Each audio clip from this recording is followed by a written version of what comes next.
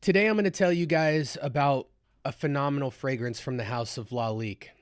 I already have tons of wearing experience with this fragrance, and so today is really less about evaluating and kind of just really taking a trip down memory lane and telling you guys about a fragrance you need to put your nose on. Let's take this ride.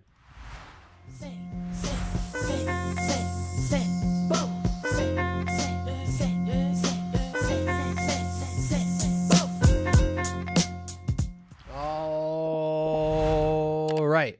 Welcome to the Scent Bubble. I am your host for the afternoon.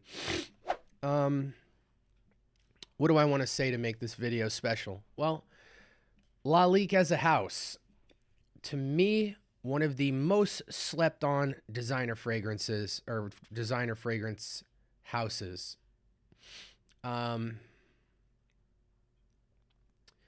It can't be said enough how good they are. They make unique scents. They make high quality scents. They make multi-dimensional scents. Scents that play with texture and space and layering and complexity and intimacy and freshness. One of my favorite designer houses, without question, top 3. And yeah, I get it, guys. There's a lot of different unique brands and companies out there, but this one is special to me because of the uniqueness. They are just stellar, guys. And I'm going to tell you about a fragrance that's probably easily top 3 in the house, and that is Lalique's Ombre Noire.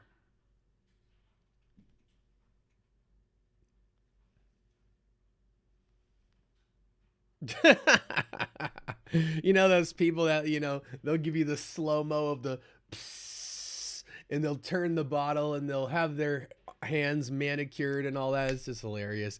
Anyway, Ombre Noire. Let me first and foremost say this. When I saw this name, I was intimidated by this fragrance because Ombre Noire, those two words in the fragrance space, typically, I don't know if they have a specific connotation as much as they just kind of have a familiar association with a lot of the other fragrances or any fragrance that has ombre and or noir. And so I think for me, looking at this fragrance from a distance, it was one of the last fragrances from the house of Lalique that I got into, simply because I was prejudging the fragrance and I don't even know what I was judging it on. I would just be like, oh, ombre nomad, ombre leather, ombre, whatever, you just automatically take yourself to a place. But nonetheless, I didn't pull the trigger on this very often. And a lot of times because it wasn't available, to be honest. Less about me just not intentionally not buying it, but the timing just wasn't right. I'm so glad I came to this fragrance last because out of all the fragrances in the house, this one is the most unique. It stands one of one in the entire lineup. The entire Encre Noir trio, Linsumi, Equus, Pour Homme Lion, Indigo. There's just a ton of fragrances and they're all vastly different from one another, but they all kind of sit in the realm of classy, blue, sophisticated, some linear scents, very unique off the beaten path scents. Again, this one sits in a category of its own. I need to take a drink real quick. I apologize. So, what do you need to know about this fragrance? This is romantic date night / nightlife / edgy, sexy mystery man in a bottle. Not mystery in the same way as Initio's Oud for Greatness, but it's a little more rough and tough cowboy type, but not actual cowboy, gentlemen. I want to be clear. This fragrance does not automatically throw you into cowboy or leather jacket or Harley Davidson riding territory, but it hints at it. But there's a sexy modern flair to it that makes it feel very romantically modern and not stuck in the past. Okay, before I really get into breaking this down as I would love to do, we're going to get in initial impressions. I'm going to put it on skin as well because you have to with this fragrance. And we're going to let the fragrance dry down on my hand while I go into this fragrance. Now, initially, what struck me about this fragrance, and again, it's a for men fragrance. It is a tobacco-based fragrance, heavily. I am not the biggest fan of tobacco as a note, and to be honest, I think I'm naive a bit because the reason I don't like it is because a lot of the scents I've tried feel either linear or like cop-out fragrances. They throw vanilla in there, or they throw one other singular note in there that they know pairs well with it, and then they just use high-quality ingredients and call it a day. There's no real dimension to it. There's no uniqueness. There's no standout. A lot of tobacco fragrances smell the exact same, just like a lot of fragrances smell like vanilla and cinnamon. These are just cheat codes. They work, people know they work, and they don't really try to get creative. What I find incredibly encouraging about this fragrance is it gives you everything you typically want to see with tobacco. Resins, a lot of resins, tonka bean, cinnamon, the usual suspects. And then they throw an alcohol note in it of cognac. And they're not shy with any of these ingredients. You get them very wrapped in a cigar style, okay? The tobacco is smooth, everything wrapped in the rolling leaf or whatever of the tobacco, or of the if you're wrapping the tobacco, everything is so smooth. You can make out the nuances, but it's smooth, it's glued together. But the real kicker here is, unlike leaving it at cognac, cinnamon, tobacco, resins, and tonka, they contrast not necessarily opposing notes, but notes that aren't even closely affiliated with any of those notes I just read. Fig leaf, mint, bergamot, and papyrus. And it gives a lift and a top to this that is very alluring, very mysterious, and very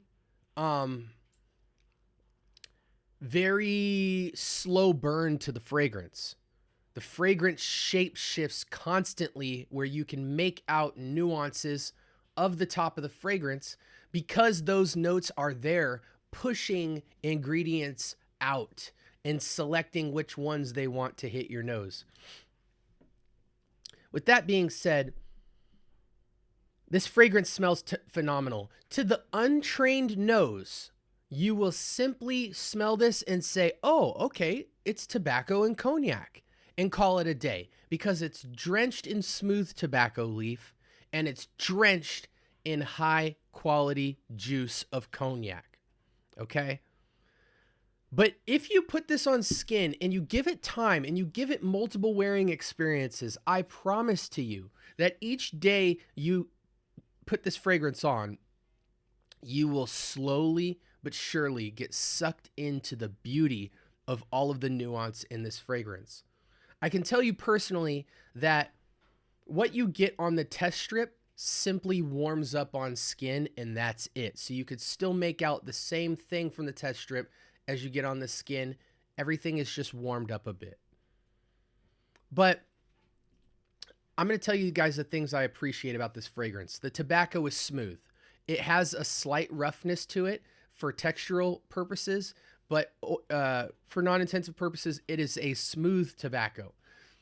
This fragrance is drenched in cognac, and that's really kind of the glue to the fragrance. This fragrance is dominantly about 60% tobacco and cognac straight up, which is why I said to the untrained nose, this fragrance feels linear. But as you start to get close to the fragrance, as it starts to waft in the air, you make out fig leaf, you make out the mint, you make out this strong papyrus. The bergamot is just tinging all of that to be more pungent. You make out the myrrh, you make out the cedar, you make out the tonka bean. The cinnamon is more like a cinnamon soaked tobacco, but the cinnamon is not insanely forward to the point where it's working with the tonka bean to just kind of make this cinnamon sweet accord. It's not that sweet of a fragrance. It's only about a 4 out of 10. Perfectly sweet, in my opinion, because sweetness is the second or third emphasis of this fragrance. So everything else gets its space, its spatial arrangement to shine. This is what this fragrance smells like. You're in Manhattan and you go into like a 36th floor hotel and it's nighttime. It's raining. You get out of your cab and you get dropped off. You go into the first floor and it is a massive first floor. You have just a couple of people in there. It's quiet. Everybody's in their hotel, but there's just a couple people out. You might have 2 people at the bar having drinks. They're drinking cognac, right? Then you have a lady off to the side sitting in the lounge area, and she's got on an all black dress with a white fur on some Corella de Vil. Very luxurious, just maybe sitting there decompressing from the night.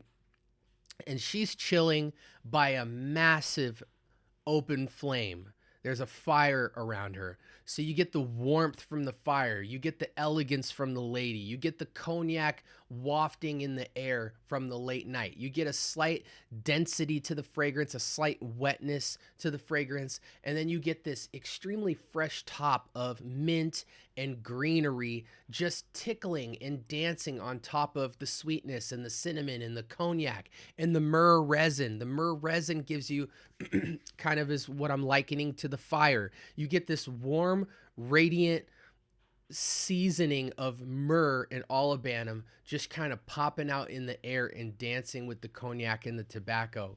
And then the top notes of contrast just really give a different type of sophistication and elegance and dimension that tinges the tobacco and cognac in a way that most tobacco fragrances miss in terms of the opportunity for. It is absolutely incredible. Okay. What do I want to say about this? Let's take you guys over to the window so you can see this pyramid. Fig leaf, mint, bergamot, top, and you get all of it.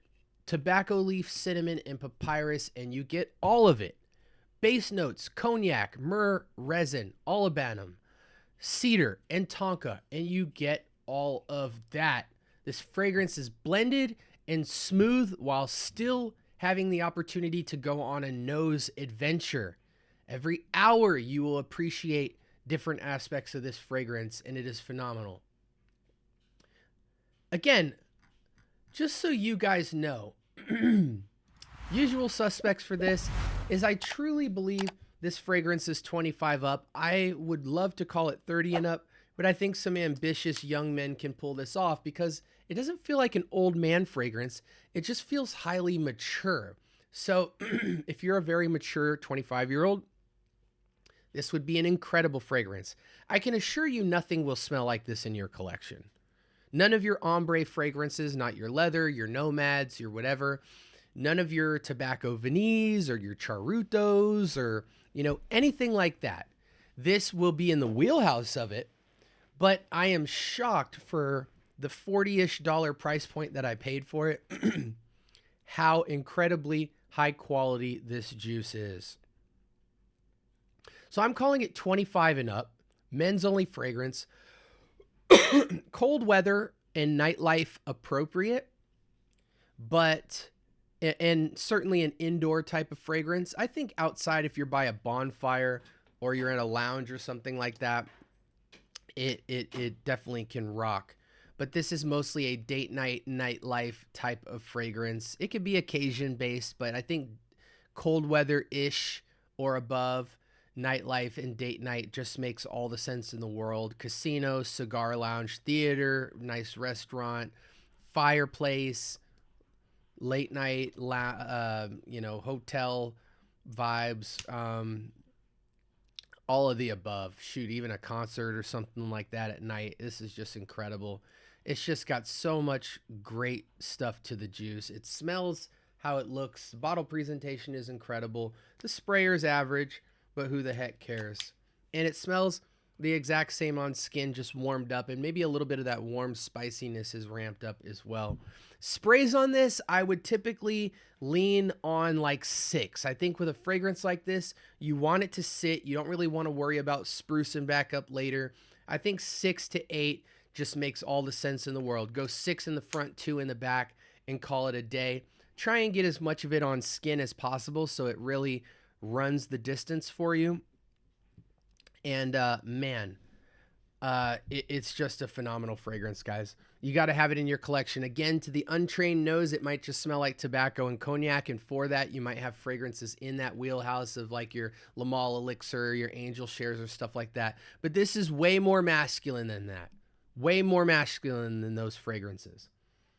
I love the green top to this fragrance. I can't say that enough. It puts a beauty and a zesty zing to all of that, like caramelized, dark, rough-edged, amber, spices, tobacco, cognac. It just puts like a more brighter top to all of that so you can really appreciate them.